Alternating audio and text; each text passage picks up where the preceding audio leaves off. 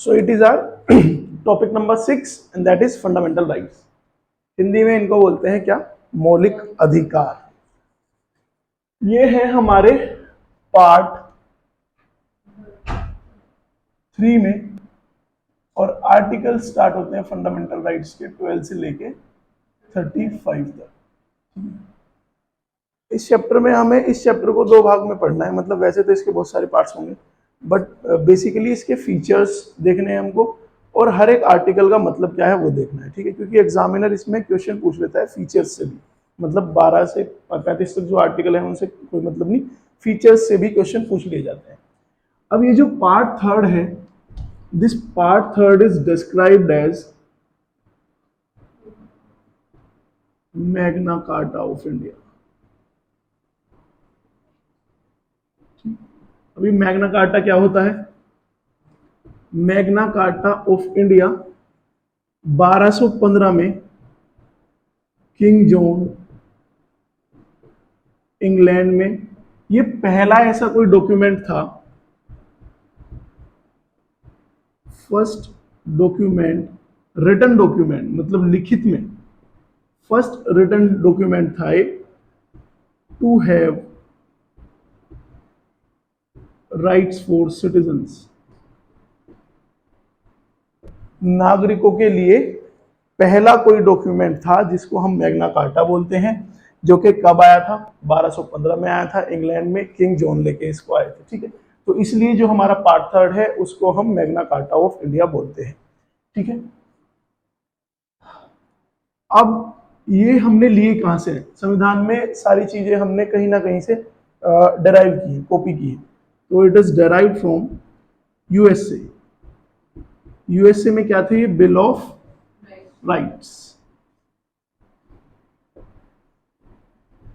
Bill of rights थे, लेकिन हमारे पास जो हमारे फंडामेंटल राइट्स हैं वो जो यूएसए से हमने लिए हैं वहां से भी ज्यादा एलोबरेट और वहां से भी ज्यादा वाइडर है, ठीक है? मतलब जहां से हमने खुद कॉपी की है fundamental rights, we have wider rights than that of USA, ठीक है? फिर एक बार एक फंडामेंटल राइट्स के बारे में स्टेटमेंट दे देते हैं कि ये स्टेटमेंट बताओ किस चीज को जस्टिफाई कर रहा है, फंडामेंटल राइट्स को, डीपीएसपी को, फंडामेंटल ड्यूटीज को, या कॉन्स्टिट्यूशन को, ठीक है? तो उसमें प्रीवियस ईयर में क्वेश्चन था, और वो था दे अपहोल्ड, यानी ये किस किस चीज के लिए होते हैं? दे अपहोल्ड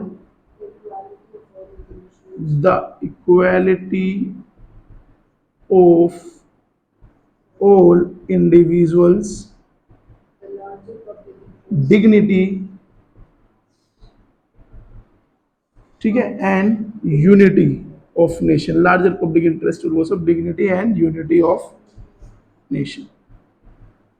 ये मतलब इनका काम है कि फंडामेंटल राइट्स हैं ही क्यों? फंडामेंटल राइट्स इसलिए हैं कि जिससे ये हर एक इंडिविजुअल की इक्वालिटी को मेंटेन रख सके, डिग्निटी को मेंटेन रख सके, और as a whole larger public interest, पूरे जो देश की अखंडता है उसको भी बना के रख सके, ठीक है? ये बेटा ऐसे ऐसे इसके कुछ फीचर्स हैं, इनको लिखते हुए चलना, ये बहुत इंपॉर्टेंट है।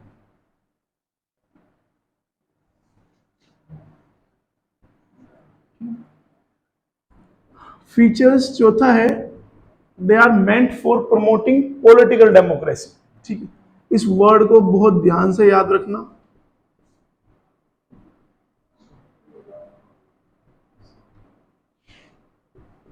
अगर एग्जामिनर मेरा दोस्त है, मेरा फ्रेंड है, तो वो आपको इसमें फंसाने की कोशिश करेगा और स्टेटमेंट दे देगा। इसको जब भी एग्जामिनर कंफ्यूज करेगा तो डीपीएसपी से कंफ्यूज करेगा, ठीक है? कि इसमें स्टेटमेंट ऐसे दे देगा कि fundamental rights are promoting social and economic democracy, लेकिन हमको याद रखना है कि प्रमोट कौन सी डेमोक्रेसी को करता है? पॉलिटिकल डेमोक्रेसी को।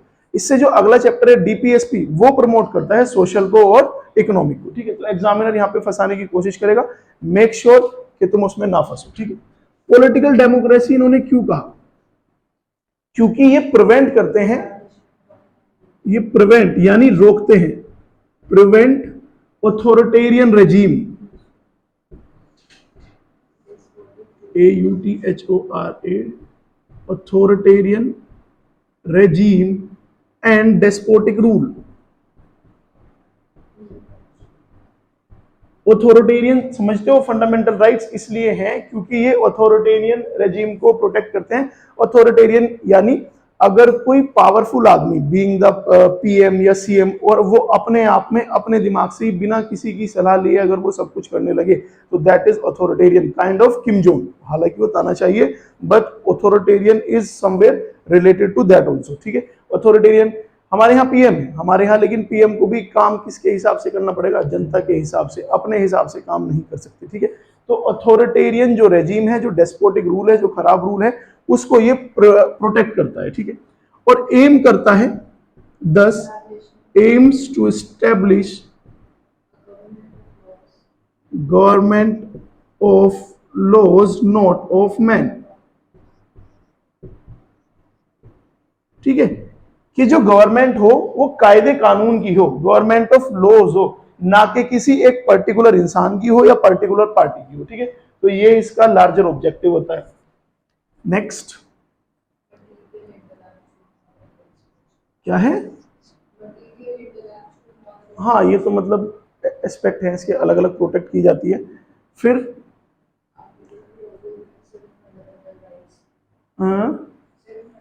हाँ, ये देखो फंडामेंटल राइट 7 देखेंगे बाद में, फीचर्स देखते हैं अभी इसके। ठीक है, एक ये दे आर नॉट सार्कोसेंट या sacrosanct. They are not sacrosanct का मतलब है ये कि नॉट परमानेंट, कि ये परमानेंट नहीं है, मतलब इनको भी चेंज किया जा सकता है। और कौन चेंज कर सकता है? इनमें बदलाव ला कौन सकता है? पार्लियामेंट। फंडामेंटल राइट जैसी चीज में कोई स्टेट लेजिस्लेचर चेंज ला सकता है क्या? ठीक है, कोई नहीं ला सकता। तो इसमें इसका मतलब ये हुआ कि परमानेंट नहीं है। Cartel, parliament can cartel them.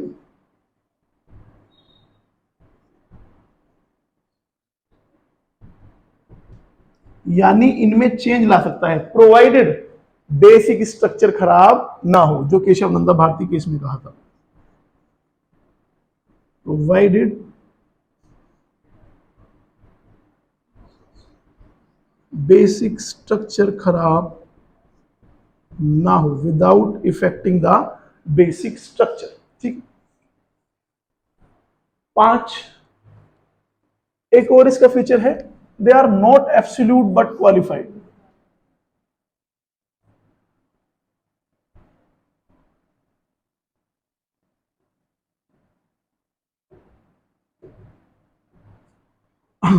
Absolute मतलब पूर्ण, जो पूरी तरह से 100% इंटैक्ट है। ठीक है, तो इन्होंने कहा कि nothing is absolute. Nothing is absolute का मतलब इनका ये हुआ कि ये भी पूरी तरह से पूर्ण नहीं है, इनमें भी कहीं ना कहीं क्या है? एक्सेप्शन है। भाई ऐसा नहीं बोलते कि देयर इज नथिंग एब्सोल्यूट। मतलब पॉलिटी जब मैंने पढ़ानी स्टार्ट करी थी तो मैंने उसमें पहले दिन ही बताया था कि देयर इज नथिंग एब्सोल्यूट, कुछ भी एब्सोल्यूट नहीं है। अगर हम किसी को ये कहें कि ये एब्सोल्यूट डम्ब आदमी है, कि यानी वो डम्ब है और डम्ब ही आगे रहेगा, लेकिन आगे का किसी को कुछ नहीं पता, कि वो आज डम्ब है, कल को क्या पता वो चेंज हो जाए। कि ये एब्सोल्यूट अमीर आदमी है, एब्सोल्यूट मतलब कि ये हमेशा अमीर ही रहेगा। भाई आज ये अमीर है, कल को क्या पता ये अमीर रहे या ना रहे, ऐसा नहीं बोलते एब्सोल्यूट जीनियस। ठीक है, तो एब्सोल्यूट का मतलब जिसमें कोई भी एक्सेप्शन ना हो, जिसमें थोड़ा सा भी कोई कहीं भी उंगली रखने की जगह ना हो। तो ये इनमें हम आगे चल के एक्सेप्शन पढ़ेंगे। पहले हम पढ़ेंगे कि ये चीजें सबके लिए बराबर है, लेकिन फिर एकदम से एक्सेप्शन आएंगे। लेकिन ये कुछ लोग हैं जिनके खिलाफ प्रोसीडिंग्स स्टार्ट ही नहीं की जा सकती। इसका मतलब ये क्या है? एब्सोल्यूट नहीं है बट क्वालिफाइड है। एब्सोल्यूट नहीं है का मतलब ये हुआ कि एक्सेप्शंस इसमें क्या है? एक्सेप्शंस हैं, 100% ये नहीं है। ऐसा नहीं बोलते अब तुम पहले जैसे नहीं रहे, बदल गए तुम्हें पहले जैसी बात नहीं रही। वो सब भी क्या है कि भाई तुम एब्सोल्यूट अच्छे नहीं रहे। ठीक है, तो they are not absolute but qualified. अब ये देखो फंडामेंटल राइट्स के लिए क्या कहा कि some of them, some are negative in character and some are positive in character. अब ये देखो नेगेटिव, फंडामेंटल राइट्स को नेगेटिव किस पर्सपेक्टिव से कहा? क्योंकि ये लिमिटेशन प्लेस करते हैं स्टेट पे यानी देश पे। ये देश पे लिमिटेशंस लगा देते हैं कि सर्टेन चीजें ये चीजें हैं जो तुम सिटीजन्स के साथ नहीं कर सकते, यानी उनकी जो पावर्स हैं उनको कहीं ना कहीं अवॉइड कर रहे हैं, रोक रहे हैं। इसलिए जो इनका नेचर है हम क्या क्या बोलते हैं, नेगेटिव। भाई कोई चीज अगर सरकार पे ही रोक लगा रही है तो सरकार के पर्सपेक्टिव से वो क्या है, नेगेटिव इन नेचर। ठीक है, so they are negative in nature because they place limitations किस पे, ऑन गवर्नमेंट। ठीक है, और पॉजिटिव ये उस सेंस में है कि हाँ आम आदमी को तो भाई अधिकार इनका है ही। ठीक है, ये chapter fundamental rights political science में मैं बोलता हूँ कि 3 चैप्टर एक तरफ, सारी पॉलिटी एक तरफ। वो 3 चैप्टर हैं fundamental rights, president and parliament, ये 3 चैप्टर एक तरफ, बाकी सारी पॉलिटिकल साइंस एक तरफ। फंडामेंटल राइट्स जितने भी ग्रुप ए पेपर हैं, यूपीएससी, आईएएस का मेंस, किसी भी स्टेट का पीसीएस, असिस्टेंट कमांडेंट, जितने भी पेपर हैं बिना फंडामेंटल राइट्स के फ्रेम नहीं होते। ठीक है, और पेपर को भी अगर हम साइड में रखें, बीइंग अवेयर, ठीक है, अवेयर होने के लिए भी ये जो फंडामेंटल राइट्स हैं ये पढ़ने बहुत जरूरी है। ठीक है, तो make sure you are sitting with your 100% attention and focus. 7, ठीक है, कि कुछ नेगेटिव है कुछ पॉजिटिव है नेचर में। Next, defended and protected by Supreme Court. इसको क्या मैं ऐसे लिख सकता हूं कि they are justiciable in nature. ये वर्ड याद रखना, आगे भी काम आएगा। जस्टिशिएबल का मतलब ये होता है कि अगर कोई चीज आपको कॉन्स्टिट्यूशन में प्रोमिस्ड है, ठीक है, और वो अगर उनके साथ कोई डेटरिएशन हो, वो आपको अच्छी तरह से राइट्स ना मिले, तो आप अप्रोच कर सकते हो किसको, कोर्ट को। और कोर्ट में भी कौन सी कोर्ट, फंडामेंटल राइट्स के लिए आप डायरेक्टली सुप्रीम कोर्ट तक भी जा सकते हो अंडर आर्टिकल 32, और हाई कोर्ट जा सकते हो अंडर आर्टिकल 226। ठीक है, तो यानी जो हाईएस्ट कोर्ट्स हैं उसमें भी हम इनके इम्प्लीमेंटेशन के लिए जा सकते हैं कि जी हमें ये चीज प्रोमिस हुई थी पर हमें ये सब चीजें नहीं मिली, तो you can approach to courts. उसको हम क्या बोलते हैं, जस्टिशिएबल इन नेचर। ठीक है, जैसे कि अगर कोई कोचिंग है, ठीक है, और वो कोचिंग अगर आपको प्रोमिस करती है 50 चीजें कि भाई आपकी जो क्लास है वो 6 दिन तक चलेंगी, सिलेबस इस टाइम तक पूरा हो जाएगा, खाने में ये मिलेगा, वो सब होगा लेकिन जब तुम रियलिटी उसकी फेस करते हो तो ऐसा नहीं है। अब क्या तुम कोर्ट जा सकते हो, तो इसका मतलब कोचिंग जस्टिशिएबल है, नॉन जस्टिशिएबल, नॉन जस्टिशिएबल। ठीक है, हमारे फंडामेंटल राइट्स में जस्टिशिएबल बहुत कम चीजें हैं और one of them is fundamental rights. ठीक है, defended and protected by Supreme court, that is justiciable in nature.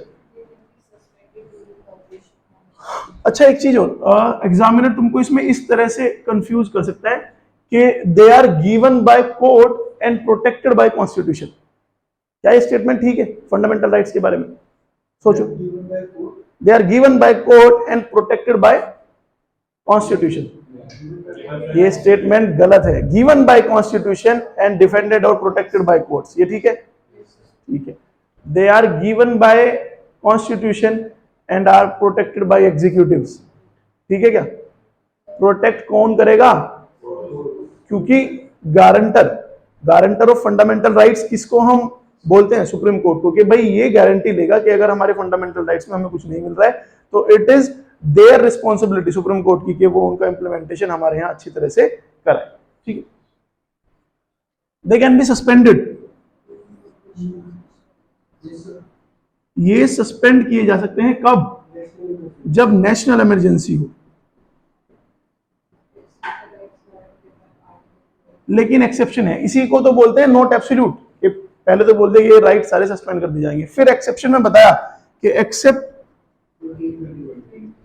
20 and 21 article, ये दोनों सस्पेंड नहीं होंगे। ठीक है, और आर्टिकल 19 के बारे में बताया, और 19 के 6 क्लोज हैं 1 to 6, ये सिर्फ तब सस्पेंड होंगे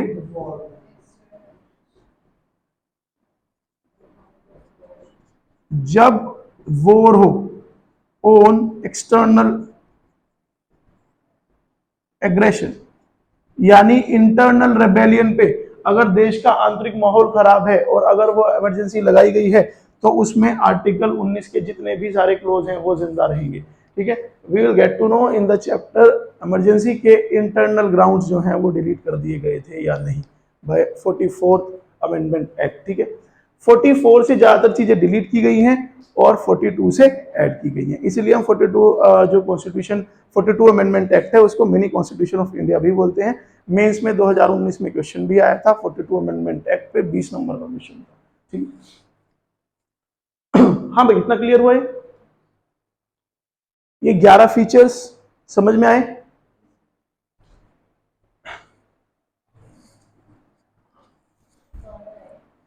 नेक्स्ट क्या है? हाँ, अरे वो हम करेंगे आर्टिकल 33 में अलग, 34 में अलग, 35 में अलग, ठीक। जब हम 12 से पढ़ेंगे उनको हम तब करेंगे, ठीक है बेटा, इतना। हाँ,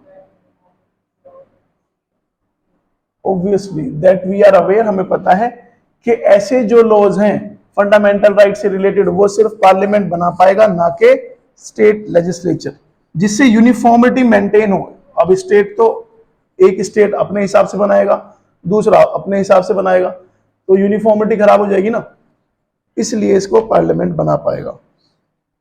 अच्छा, फंडामेंटल राइट्स को अमेंड करने में मेजोरिटी कौन सी लेगी, सिंपल या स्पेशल?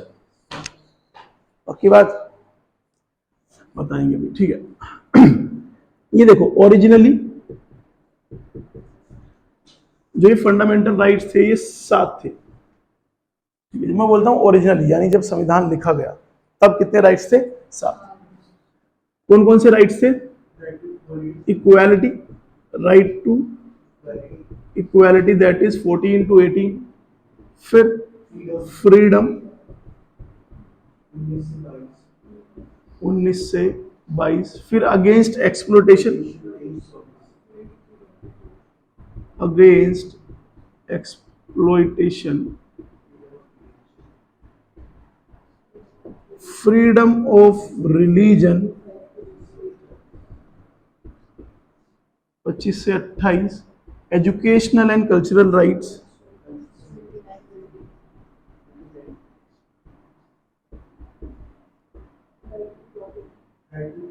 25-26, ये है 27-28, नहीं 28 है, ये 29-30 है, 31,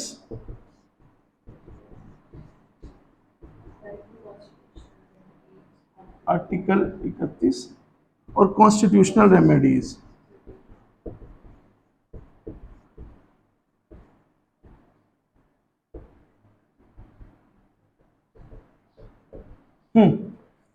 ये जो राइट्स थे ये थे हमारे पास ओरिजिनल, यानी जब संविधान बना तब हमारे पास जो फंडामेंटल राइट्स थे अंडर द कैटेगरी कितने थे? 7 फंडामेंटल राइट्स थे। लेकिन राइट टू प्रॉपर्टी, मैंने क्या बताया था, ज्यादातर चीजें जो डिलीट हुई हैं वो किस अमेंडमेंट एक्ट से हुई है? 44, year 1978। It was deleted bye 44 amendment act 1978, और इसको फिर बना दिया अलग से, लीगल राइट बना दिया इसको अंडर आर्टिकल 300A पार्ट 12, ठीक है। तो ओरिजिनली 7 थे, अब कितने हैं हमारे पास? 6। अब हमारे पास 6 फंडामेंटल राइट्स हैं, because right to property was deleted by 44th amendment act of 1978, और इसको फंडामेंटल राइट काट के क्या हमने बना दिया? Legal right under article 300A, और पार्ट कौन सा? 12। पहले कौन से पार्ट में था ये? 3rd, ठीक है, इतना क्लियर है?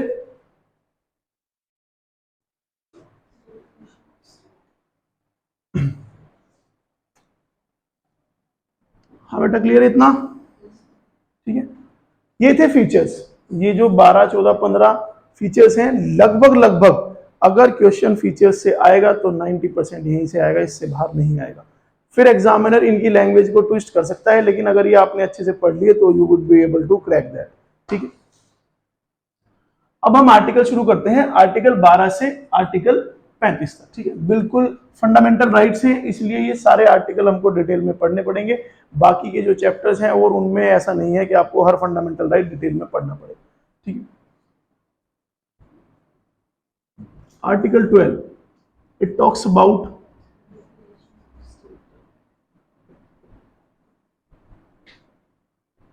मुस्कान याद है तुझे? डेफिनेशन ऑफ स्टेट, स्टेट मतलब देश। आर्टिकल 12 में इन्होंने देश को डिफाइन करने की कोशिश करी कि व्हाट इज स्टेट, देश क्या है। तो इन्होंने बताया कि सारे पार्लियामेंटेरियंस, पूरा Lok Sabha, Rajya Sabha, parliament, executive, legislature सब क्या है? स्टेट है। ये तो सेंटर की बात हुई। फिर जब बात हुई स्टेट लेजिस्लेचर की, कह रहे ये भी क्या है? स्टेट। ये भी क्या है? स्टेट है। ठीक है, मतलब इन्होंने जो हमको जो है कि याद रखना है वो ये याद रखना है कि जो आर्टिकल 12 में डेफिनेशन ऑफ स्टेट है वो कैसी डेफिनेशन है? वाइडर डेफिनेशन है, यानी इन्होंने ज्यादातर सब चीजों को इंक्लूड किया है। तो क्या हम इसको इस तरह समझ सकते हैं कि देश क्या है? इनसे अगर पूछा गया है कि ऊपर कश्मीर से लेके नीचे कन्याकुमारी तक क्या है? ये देश है। इधर गुजरात से लेके और इधर अरुणाचल प्रदेश तक क्या है? ये देश है। और ये जो सोल्जर्स खड़े हुए हैं ये क्या है? ये भी देश है। इन्होंने स्टेट को इतना वाइडली डिफाइन किया, इतना वाइडली डिफाइन किया कि इन्होंने कहा कि एक प्राइवेट कंपनी, लक्ष्मीकांत में मेंशन्ड है कि सेल, ओएनजीसी, ये सब भी क्या है? स्टेट है, देश है। लेकिन ये तो फिर भी गवर्नमेंट की कंपनी है, महारत्न है।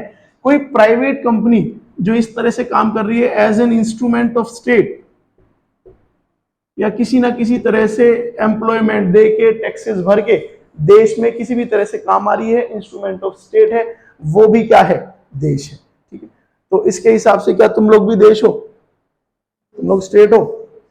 हाँ, ठीक ठाक देश। मैं भी देश हूँ, मैं तो बल्कि बहुत अच्छा देश हूँ। ठीक है, तुम लोग तो इतने अच्छे देश हो भी नहीं। ठीक है, तुम लोग तो गरीब देश हो। ठीक है, तो इसका एग्जाम है ये हो जाएगा कि अगर किसी एग्जाम में तुमसे ये पूछा जाए, मतलब मैं ये सोचता हूं कि एग्जामिनर इसमें इस तरह से क्वेश्चन पूछ सकता है कि व्हाट अकॉर्डिंग टू आर्टिकल 12 इनमें से कौन कौन सा स्टेट है, तो उसमें एक option all of the above जरूर होगा, और 99% उसका आंसर क्या होगा? ऑल ऑफ द अबव, क्योंकि सब कुछ क्या है? स्टेट है। लेकिन जैसा कि मैंने कहा नथिंग इज एब्सोल्यूट, मैंने अब भी क्या कहा? 99%, बिकॉज नथिंग इज एब्सोल्यूट। अब वो अगर एग्जामिनर थोड़ा सा उसमें तेज बन जाए और टूरिज्म की जगह अगर वो इसमें टेररिज्म डाल दे और तुम फिर भी अगर बोल दो कि हाँ ये भी स्टेट है, ठीक है, so that is your fault. IQ का लेवल तुम्हारा बहुत ही कम है। ठीक है, उसमें हमें पता चलना चाहिए कि टेररिस्ट स्टेट नहीं है, वो स्टेट को तोड़ने का काम करेगा। टूरिज्म है, ठीक है, it is somewhere helping our economy to grow. ठीक है, तो वो सब है। तो आर्टिकल 12 क्या है हमारा? डेफिनेशन ऑफ स्टेट, याद रहेगा। आर्टिकल 13 जुडिशियल रिव्यू, इसके जो ऊपर हेडिंग है वो क्या है? लॉज इनकंसिस्टेंट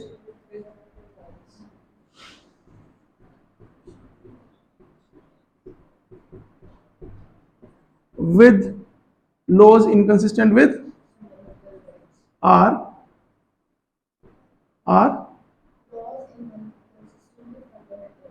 हाँ, मतलब वो void डिक्लेयर किए जा सकते हैं।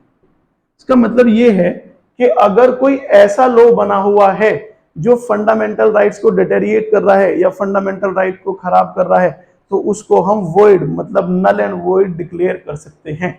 ठीक है, अगर इसको मैं सिंपल टर्म्स में बताऊं, it talks about doctrine of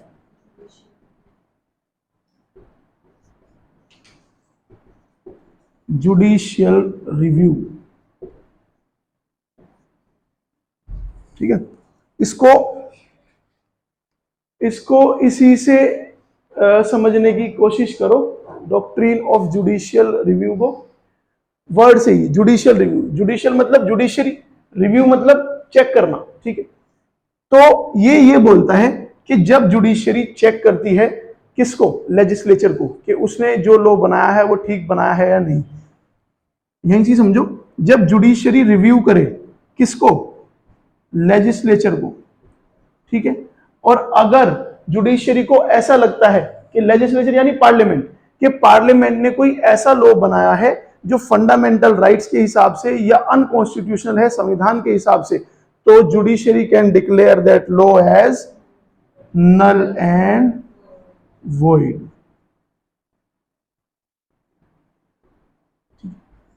भाई देश को चलाने के लिए तीन इंपॉर्टेंट ऑर्गन्स होते हैं, लेजिस्लेटिव, एग्जीक्यूटिव और judiciary. Legislative that makes laws, the one who execute laws are the executive, और जुडिशरी जो इन दोनों पे चेक रखता है, ठीक है। तो अब जो लॉ बनता है वो उसका पूरा एक प्रोसेस होता है कि भाई पहले एक डिमांड आएगी, उसके बाद वो डिस्कस होगा, फिर एक हाउस में आएगा, फिर पास होकर दूसरे हाउस में जाएगा, फिर पास होकर प्रेसिडेंट के पास जाएगा, फिर वहां से स्टैंप लेगा, फिर स्टेट बुक में जाएगा और तब जाके कोई लॉ बनता है। लेकिन इस सारी मेहनत पे पराठा फेर सकती है जुडिशरी। अगर जुडिशरी को ऐसा लगे कि ये लॉ जो तुमने बनाया है ये अनकॉन्स्टिट्यूशनल है या ये फंडामेंटल राइट्स को डिटेरिएट कर रहा है किसी भी तरह, तो judiciary can declare that law as null and void. अब ये जुडिशियल रिव्यू सुप्रीम कोर्ट भी कर सकता है और हाई कोर्ट भी कर सकता है, ठीक है। जुडिशियल रिव्यू समझ में आया? वर्ड से याद रहेगा, जुडिशियल रिव्यू। जब जुडिशरी रिव्यू कर रही हो किसका? पार्लियामेंट के बनाए हुए लॉज का, और अगर उसको ऐसा लगता है कि ये लॉज इनकंसिस्टेंट हैं या अनकॉन्स्टिट्यूशनल हैं, ठीक है, तो वो उसको डिक्लेयर कर सकती है एज नल एंड वॉइड, ठीक है। ऐसी एक घटना हुई थी recently 2015, NJAC, national judicial appointing commission, ठीक है। जब जुडिशरी ने उसको ये बोल दिया था कि ये ओपेक है और ये जो आपने नियम जो आप ये नया लाए हो दैट इज अनकॉन्स्टिट्यूशनल। बाकी सब जानते हैं कि वो कितना कॉन्स्टिट्यूशनल था या कितना अनकॉन्स्टिट्यूशनल था, ठीक? हाँ, परसों के आर्टिकल में नहीं था क्या कि मतलब जुडिशरी ओवर वो कर रही है, टैक्सेशन लॉ में भी कर रही है, ठीक है। इसके लिए एक वर्ड होता है जुडिशियल एक्टिविज्म, जुडिशियल डायनामिज्म। जब judicial over reach of judiciary, जब जुडिशरी अपना काम करते करते इन दोनों का भी काम करे या अपने पावर्स का ज्यादा इस्तेमाल करे, उसके लिए ही है ये word, over reach of judiciary, judicial activism, judicial dynamism, ठीक, ये सब।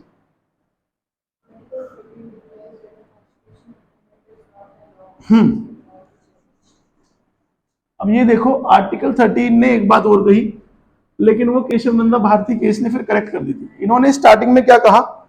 आर्टिकल 13 ने कहा, आर्टिकल 13 के हिसाब से इन्होंने कहा कि जो कॉन्स्टिट्यूशनल अमेंडमेंट है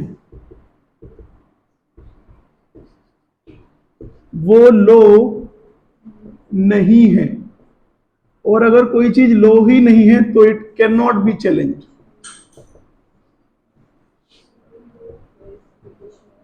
ठीक है, कॉन्स्टिट्यूशनल अमेंडमेंट यानी संविधान को अगर बदला गया है, ठीक है, और तो वो लो ही नहीं है, और अगर वो लो नहीं है तो उसको चैलेंज नहीं किया जा सकता कि ये आपने ठीक बदला या गलत बदला। ये था प्रोविजन। लेकिन Keshav Nanda Bharti case 1973,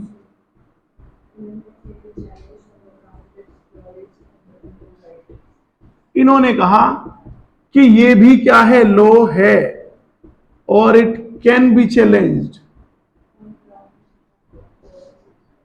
on ground कि ये डेटेरिएट कर रहा है किसको? Fundamental right. It deteriorates fundamental rights, ठीक है, और वो बेसिक स्ट्रक्चर वाला सब चीज है, ठीक है। तो आर्टिकल 13 में पहले बोल दिया कि कॉन्स्टिट्यूशनल अमेंडमेंट लो नहीं है and it can not be challenge, लेकिन केशव नंदा भारती केस ने क्या कहा कि इट कैन बी चैलेंज, ठीक। इक्वालिटी, ये बहुत लंबा आर्टिकल है, ठीक है, लिख लिया तुम लोग ने? आर्टिकल 14 बेटा थोड़ा डिटेल में पढ़ेंगे, ठीक है, बी प्रिपेयर्ड।